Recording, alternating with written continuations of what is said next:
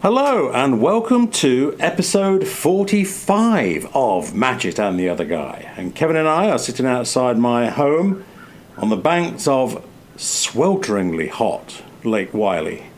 Kevin, how are you doing today? I'm good. I am warm. It is warm. The porch gives a little bit of a refuge, though. It's definitely not near as bad with the shade of the porch here. Yes. And I have to say, although I'm constantly complaining about the humidity, it's not that bad today, No. is it? Not considering what the drive was over in the car and everything. So. Right, yeah. Well, you know what we're talking about. One hopes, I don't. So fill us all in. What are we talking about today? All right. Well, last week, you recall, we kind of talked about an iconic hero, being James Bond, Yes. who uses mainly his skill and cunning and help of others and those magic gadgets and such like that are created for him. This week, we're going to talk about heroes that have powers, i.e. superheroes. Oh, great. All right. Well, as I've shocked you into this one somehow. Yeah, start us off. Give us your introduction to this subject. Well, I mean, we always tend to start at the beginning and what we kind of remember growing up with and our first introductions. And I would think my biggest early memories would be the Batman series and such like that, which I admittedly, I know we're starting with one that does not have superpowers. He's always the right. hero that is just a man, a billionaire man, but still. I was waiting for that to come up because it's always a point of contention. Batman really doesn't have any superpowers. Batman's superpower has been extremely rich, I think, isn't it? And then being able to produce everything that he needs through his wealth. Yes. And he seems to hold his own in a good fight now and again, though. He does, absolutely he does, yeah. And, I'm a big fan of Batman. Particularly, as you know, the 1967 Batman is my fave. Yeah, which we've discussed before in other episodes. Yeah. But I would say that's my earliest, introduction. Probably was the show. And then I remember some of the toys. We talked about the Mego dolls I had and such like that. Yeah. So that was my first memory of playing with one or, getting, wanting to, act it out or something with friends or something like that. Yeah. Was he your first introduction to superheroes? I think he would have to be. I'm trying to think. Yeah, I mean, Batman would absolutely have to be. And I do remember having a Batmobile, Adam West era '67 TV Batmobile. But my memory of having that Batmobile, I think I got it from, we've talked about this before, it's a rummage sale or a jumble sale, the equivalent of like a yard sale back in England, I guess, And my memory of my Batmobile was it was very beaten up and was absolutely caked in clay. Like clay, some young kid had been pushing clay and earth into every orifice of the car. It took me a long while to clean it out and get it to some sort of state of use, but the paint was very scratched. But I was still thrilled and delighted to have it. Was it one of the little corgi size? Yeah, it was. Yeah, absolutely. Yeah, about 4 inches long. That one. Mm-hmm. That's exactly right. Which had probably the Batman and Robin in it. Yep. That's exactly right. Yeah. Did you have one of those too? I never had that one. I know which one you're talking about exactly. Did it? It maybe had firing missiles out of those 3 tubes behind their heads. If it had missiles, I think mine had missiles. I should say, if I'm English, no, they were long gone. Yeah. They were long gone. Yeah, but I seem to remember. I mean, I was probably about, how old would I have been? I don't know. Let's say 10. I do seem to remember looking at the suspension and how the wheels were held on to the chassis. And thinking, gosh, these are very fragile connections for axle connections on such a powerful car, even back then. Anyway, I digress. But yes, that was probably my earliest introduction to superheroes, yeah. Yeah, and then I think I might have mentioned this before in that my comic book collection kind of grew in that I would get them at my barber's. When we would go to have my hair cut, it was just an old school men's barber shop in the little nook of an old plaza. Okay. And you'd like go down a side hallway into it. I don't know. Mom found it years prior, I guess, or whatever. But they were always the ones that always cut my hair as a kid. And they had this box of comics. I think the barbers, loved to read comic books. And they would get them, read them, and they toss them in this box that was down by the waiting chairs. Right. And every time I get a haircut, they said you can get you a comic book. So they were always letting me take one. Yeah. When I got, and who knows which of those valuable ones were in that stack at one point. There's probably some that Please, were like, you know, you drive you crazy thinking about that now. Yeah, and absolutely. I would just kind of look and, you know, whatever caught my interest on the cover, I'm sure, is what determined what I brought home. But I know I chose some Batman ones. And then we saw kind of a change. It's kind of like whatever becomes cultural. I remember a couple of years went by, and all of a sudden Spider-Man was becoming a big thing in our school. You know, just people were into Spider-Man. Yes. And I don't know why or what might have triggered it, but that was kind of the in thing. My earliest memory of Spider-Man was an animated series of Spider-Man. Right? I think before the movies. I can't remember an early movie. Yeah, I mean, I think it was fairly early in the days and had that that lyrical Spider-Man. Yeah, Spider-Man. Absolutely. That's exactly right. And I don't remember when that was, and I don't think I remember airing where I was. I would have loved to have seen it, but I think I learned about that later in life. Yes, that would have been my early introduction. So there was our first. We're talking about superheroes or folks gifted with powers. So there was Spider-Man with his Spidey powers because of being bitten by a radioactive spider, if I remember right. Yep. And I remember, getting then I remember I'm sure I got some of the comic books from that same place, but I do remember buying a couple. Like, they were 10 cents at that time, I think, at the local. Okay. No, I take that back. They were probably more like a quarter, maybe 35 cents. All right. For a comic book at the local, Quickie Mart type place. Yeah. So we got into that. I remember, we had the little thing that would shoot the little suction cup thing that's supposed to be the web shooting and cool. That kind of thing. Yeah, well, I never had that. And then you started. You would know all the most exciting toys. We never used to get anything like that over in England. Anyway. Well, it's like that line out of the Michael Keaton Batman. Where does he get those wonderful toys? But that's exactly right.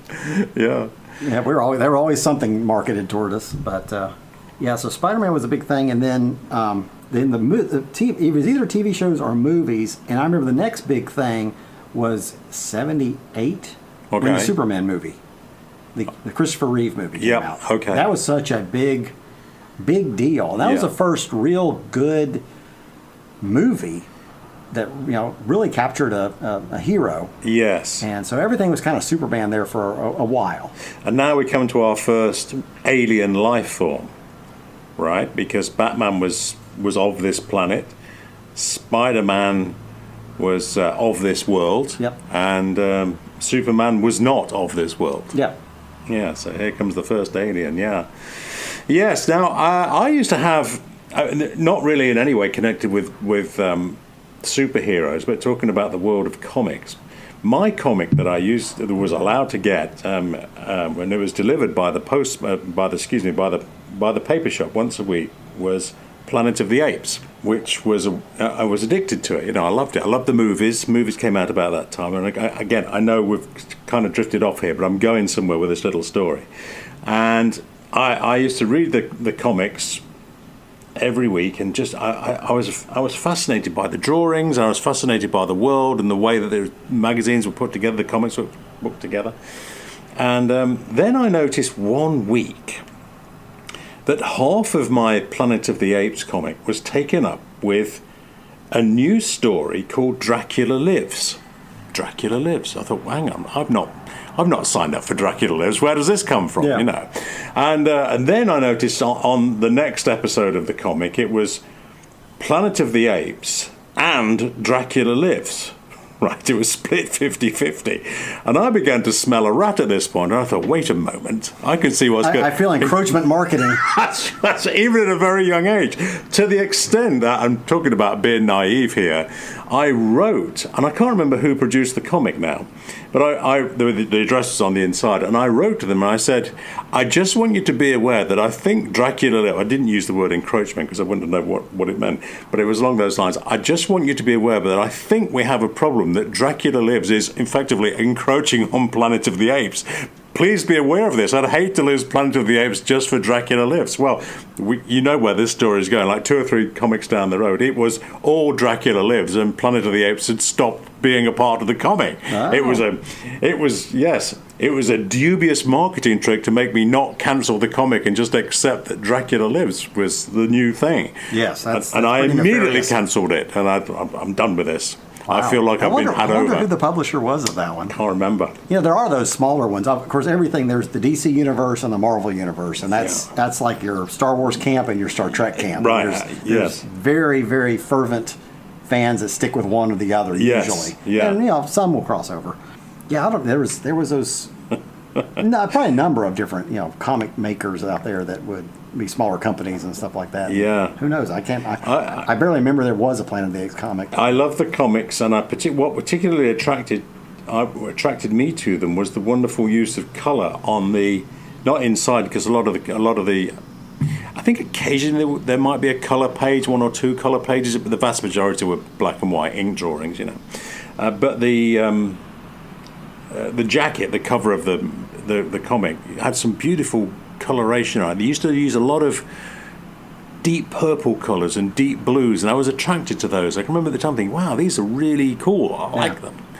Yeah, but anyway, when that switch happened and Dracula Live happened, I was very disappointed. It cancelled my subscription. Yeah, and it's funny to look back and if I have any in that, you know, those collections that I had one Godzilla, you know. Right. I can imagine. I think I bought that one too. I don't know Okay. why, but I did. I've got it, and such like that. But Yeah, but graphic art, if you know, to give it a rather sort of fancy name, I think all of that graphic comic, graphic storybooks, I still like them now. I occasionally buy one just because I'm attracted by the artwork. Funny enough, not so long ago, I bought one on Darth Vader. It was a Darth Vader story. I think I bought it from Amazon, and I was just flicking through looking at other Star Wars stuff, and I saw the cover on this one. Thought, oh, what wonderful artwork! You know, got to get hold of it. And, yeah, I tell you, the talent behind the artwork has just, you know, only improved vastly over the years. And stuff. I mean, of course, there's a lot of honor and kitsch to all the original, you know, and some of that was just amazing work at its time. Yeah, you know, a lot of talent. And episode 1 of Superman is tens of thousands of dollars now. You can find it, isn't it? Hundreds of thousands of dollars. I'm not sure what I don't know if it's broken the $1 million threshold yet or not. It may have. Really? I don't know. I don't know if I don't know if 200,000 is the top of it, or if it's 800,000, or if it's topped $1 million. And there could have been 1 or 2 of those in your barber's box. No, I kind of doubt those. I think 37 or something like that, 1937. I think that's about right. Yeah, I think it had to stay in that box a long time. I think that's about right. Yeah. But yeah, there's those ones that, you know, like will introduce a character or something like that in a certain, you know, series that already exists, and the new character is introduced, and it becomes extremely valuable. But I tell you what, you know, now we're on the subject of comics as much as superheroes, I'm going to go back to Batman. And some of those comics that I remember reading, Batman comics in the 1970s, I was attracted to the Batman story back then because we know that the 67 Adam West Batman stands alone. I mean, his world is an entirely separate world to everything else.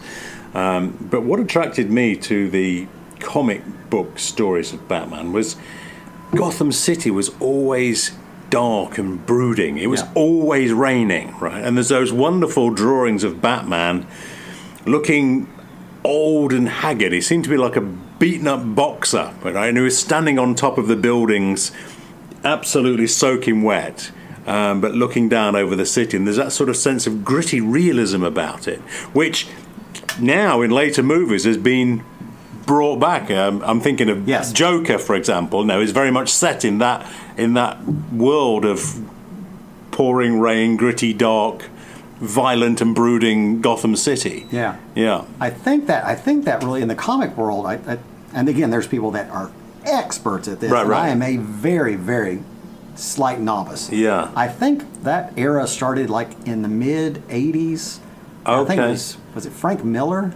His era of comics with Batman. They made him the Dark Knight, and it was like he was an older version, and it did get a lot grittier and brooding and very much a haunted past. Yeah, very much so. And I was attracted. I mean, still I'm attracted to that now. You know, we've talked about my writing in the past, and whenever and I don't know, this is a reflection of I suppose we all soak up everything like sponges as we grow older, but I've always been attracted to writing about weather. I always try and include weather in any stories that I'm writing. Whether it's snow, I want to write about the snow, and if it's raining, I want to talk about the rain. I want to try and draw the reader into that world of if you can immerse them as best you can. Yeah, and I like to do that with weather. You know, I don't know why. I think maybe it is because of what I absorbed as a kid. I also seem to remember as well, and you correct me if I'm wrong here, that era that you're just describing, the Dark Knight Rising and all that, I seem to remember that Robin's character was female. Whether or not, I'm trying to think, I don't think she was Batgirl. I don't think that was the case, but I think Robin's character was it was a teenage girl, and there was this, I remember this sort of odd exchange conversation between them, and Batman is saying, you've got decades ahead of you. You don't know what real pain is yet. You haven't experienced it. You've got decades of it to go through. I thought, wow, this is a wonderful story. I'm being sucked into this. Yeah. I don't recall that. You may be 100% right. I just don't recall. And I know that, like, if you talk about just Robin, there's been at least 3, like, iterations of who it was. Dick Grayson wasn't the only one. There was like at least 2 others that were Robin. I know for sure. And there might have been a female one in the mix somewhere. I don't know. Maybe. Well, that's what the internet's for. But I feel compelled. Gentle listener, if you're aware of this, do let us know. And when we've recorded this episode, I feel compelled to go online and research this now. Oh, and you're talking about getting down a wormhole. Yeah, There's so much out there. Yeah.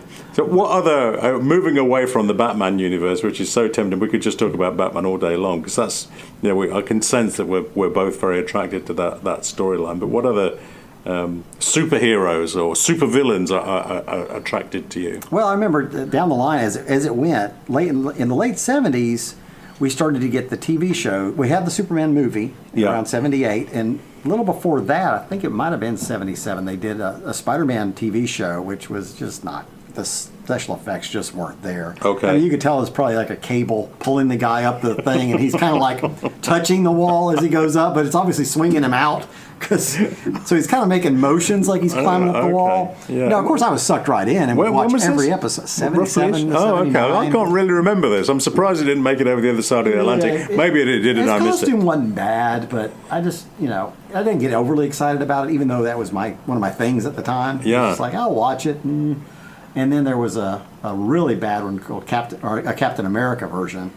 And it seemed like he was in a van, drove around in a van, but he had this motorcycle, like a rocket motorcycle, that he would fly out of it with and ride to. Oh, the motorcycle was in the back of the van. Yeah. Oh, okay, right. Jettison out, once he was on it, and he would take off. And he had the shield, of course, but it was like clear. You could still see through it, except for the bands and the star. And I remember it existing, and not for a very long time, and I think for good reason.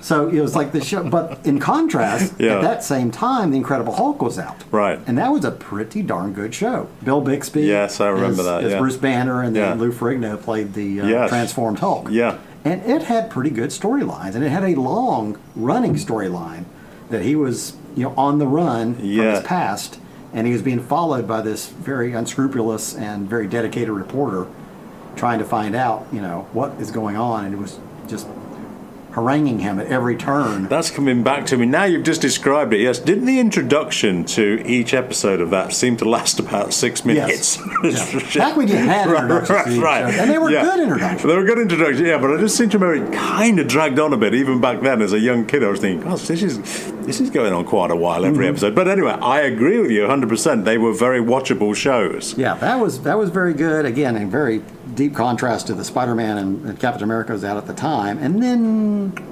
not sure what year it started, but Wonder Woman came along and was pretty darn good as well. Yeah. And Linda Carter was not hard on the eyes, let me tell you that. She was quite the radiant beauty. Yes. And still is. She's still an attractive woman. Yes. So when I'm trying to think if I ever saw any episodes of that, or I've just been aware of it in later years through YouTube and When was Wonder Woman? Late 70s. Oh, okay. Late 70s, definitely into the early 80s. And the funny thing is, when it premiered, it was at least the full first season, maybe the second season too, but in the definitely the first season, it was the World War II era. Okay. She was there, and Lyle Wagner played the officer that she was kind of involved with and doing things with, and it was during World War II, and all the old vehicles would be there and planes and the uniforms and such like that. But whatever I don't think they really explained why they switched, but in maybe the second season or may have been the third. Now it's just normal time. We've got computers and we've got a little robot running around and such like that. And I don't think they really ever explained that there was any time shift or anything. But yes. just like, the new season of Wonder Woman is starting. Here's Linda Carter, and here she is. So. Well, I think isn't part of the backstory to Wonder Woman that she doesn't age? Is that part of it? I think so. She can move forward in time without aging. But Lyle Wagner was back. I can't explain that.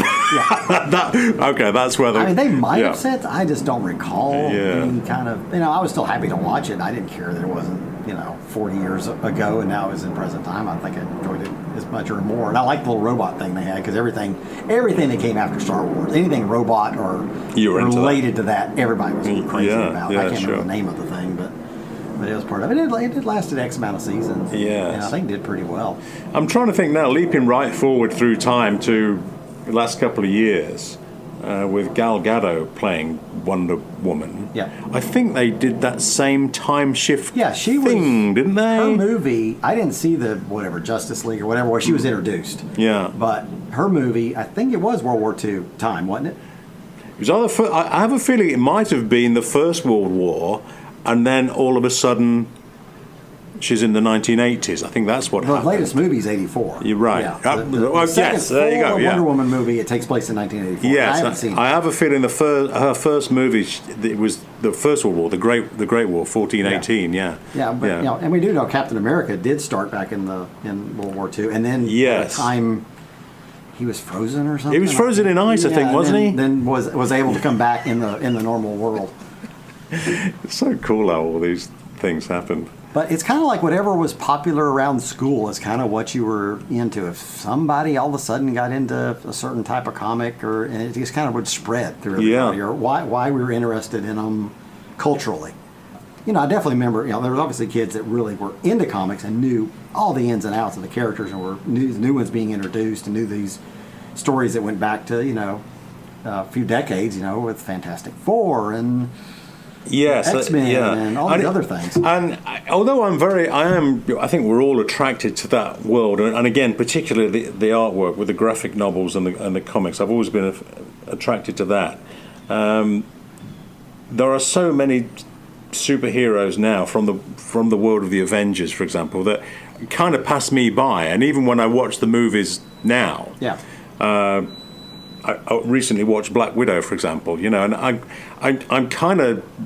I feel a great sense of disconnect when I'm watching the movie, thinking, "Hang on, who are these folks now? Who are we? I'm lost a bit." Yeah. Well, take me back to Batman. I know that that's what I keep thinking. Let's have another Batman movie. Yeah, for a while we didn't. Trying to look back. We had the late '80s, early '90s Batman that started with Michael Keaton, and those kind of carried on with he did a couple, and then they had the Batman movies occasionally. And then it started kind of anew with the was Christopher Nolan was the director, I think. Okay. And of course, The Dark Knight was just the second one was phenomenal. With Heath Ledger playing the Joker and everything. That's just absolutely an iconic film. Yeah.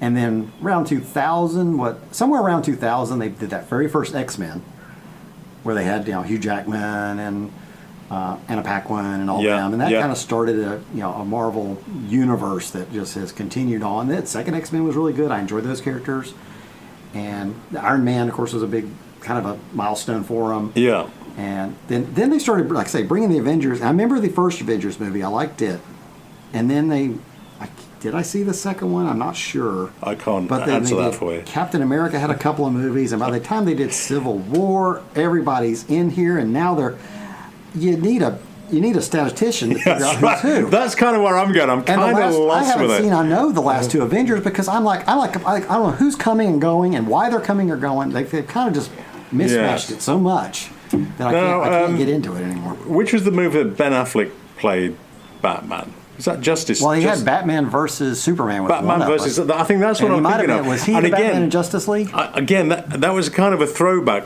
to that era I was talking about when we first started discussing this topic for this episode.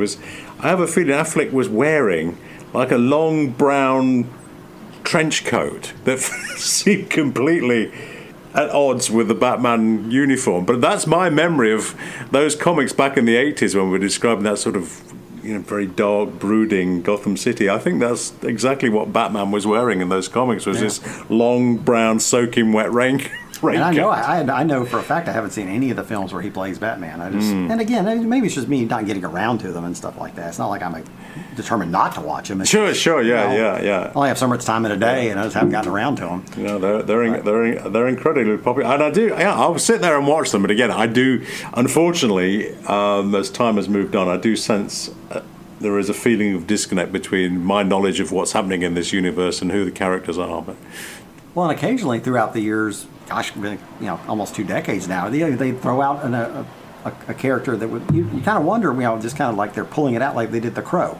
And The Crow was a very good movie. I liked it a lot. Yes. I've seen it at least 2, 3, maybe 4 times. As Brandon Lee, and fortunately he was killed on set, and they had to finish the movie without him. So it always had kind of a haunting story behind it. Yikes! Yeah, which was actually quite in line with the story of the character. Yeah, I'm trying to think of some other ones that were just others. Spawn. Spawn was very popular comic, and they did that one movie. No, it's incredible to think that there's so many of those characters, superheroes, came from the mastermind of Stan Lee. Oh yeah. And I'm always excited to see these little cameo roles, even going back to sort of Hitchcock appearing in Hitchcock's movies, But whenever you see Stan Lee crop up in one of his movies, just for a couple of seconds, he will play somebody, some cameo role, doing something, selling newspapers or knocking on a door or in an elevator or something. I think it's cool to see him. Yeah, it's always something fun for the viewer. The viewer knows it's going to be there. And Yeah. See it. I like that. Yeah. So, great to give him such honor and stuff like that, because I think for so many decades he was just a. He was just a worker for the company. Yes.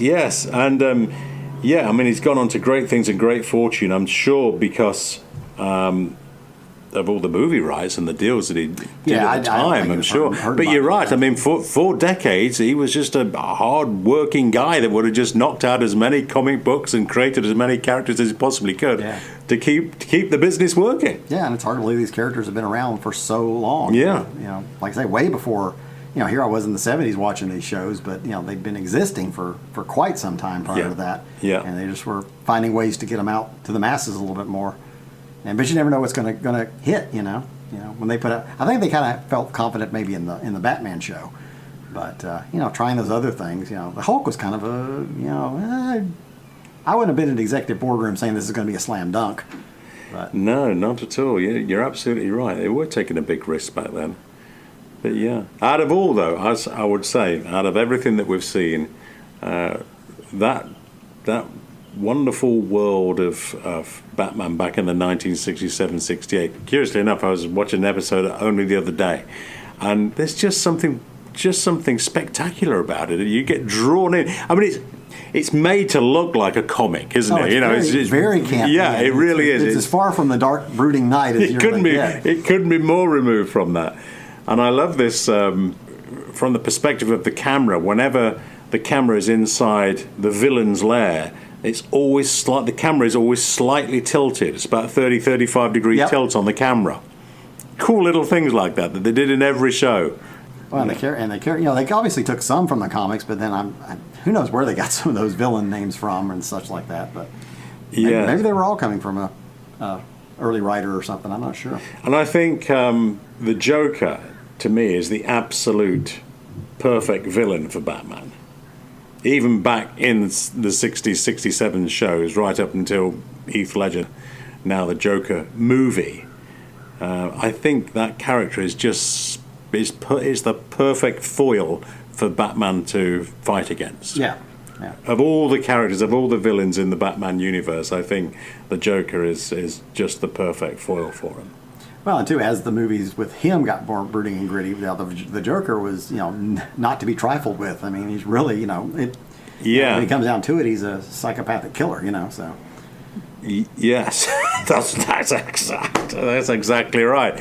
Yeah, and I'm drawn into that because if you look at the comic book heroes and villains, They are so far removed from reality. It's a bit like when we were discussing James Bond in our previous episodes. The plans to take over the world are so wildly unrealistic that it takes a very gifted set of writers to make it seem believable. Yeah. And I think that's exactly what they've managed to do, whoever they are, the writers, exactly what they managed to do with the latest adaptations of Batman to make the Joker into that heartless murderer that you just described. They did an incredible job of getting inside the psyche of how would that happen? If you wanted to make that realistic, how would that character seem to the world? And I think they got it absolutely spot on. Yeah. Kudos to them on that. Yeah. But I mean, it's just like, I mean, now that it's become such an industry and stuff, there's just almost unlimited. You know, you got to think these execs in the movie industry are just like, this is great. We've got a well that just seems to have no end. Yeah. Because I mean, they were already pulling out. I mean, they pulled out Ant-Man and gave him his own movie. I mean, that's a fairly obscure in that world. You know, of course, comic people know of him. But to just say, hey, we're going to greenlight a full-fledged, multi hundreds of $1 million budget for this. Have at it. Yeah. But it was a good one. I did see that one. And I enjoyed it very much. They will go on into the future, as you just described, exactly in the same way that the Bond movies will go on, hopefully, forever into the future. I think you're right. The idea of... We are all, I think, attracted to the idea of heroes and villains. All these conventions, cons, where sci-fi cons. I've never been to one, but I would love... Cons are just... I got one friend, and he literally just came off one... recently, and in a normal year, he's going to go to multiples. Really? Oh, and I think he's traveled abroad to go to some of them. Loves them. I would love to go to one just to see. I mean, again, occasionally when who do I watch on YouTube that's really into that? Adam Savage from MythBuster fame is. I think he's very much into that. Yes, and I think I was watching something that Adam Savage was making, copy of Han Solo's pistol, I think, something like that it was. And as with all of these things, you get sucked into it. Oh, what are they doing? How are they making this work? But I think he's very, very into that world. So I would love to go to one because I think the attention to detail that these guys and gals put into their costumes is phenomenal. Oh yeah, I'd support it all the way. Yeah, me as a spectator, probably you as the same. You're kind of an observer of yes, everything absolutely. that goes on because I don't know that it wouldn't be my thing. You don't want to dress up as Ant-Man, no. But it would be a very interesting social experiment to walk around and see it all and just again see the passion and it's great that they have something they really just love and put so much into and it makes them happy. That's the main thing of all of it. Is it's entertainment when you break it down. Yeah, we are observers of life, you and I think. I feel the same. I enjoy very much going down to Key West and enjoying the Hemingway days and the Hemingway lookalike competition. But I feel no desire to get on stage and portray myself as being Hemingway to try and win a prize of the Hemingway lookalike. But that world is fascinating to me. I mean, these guys...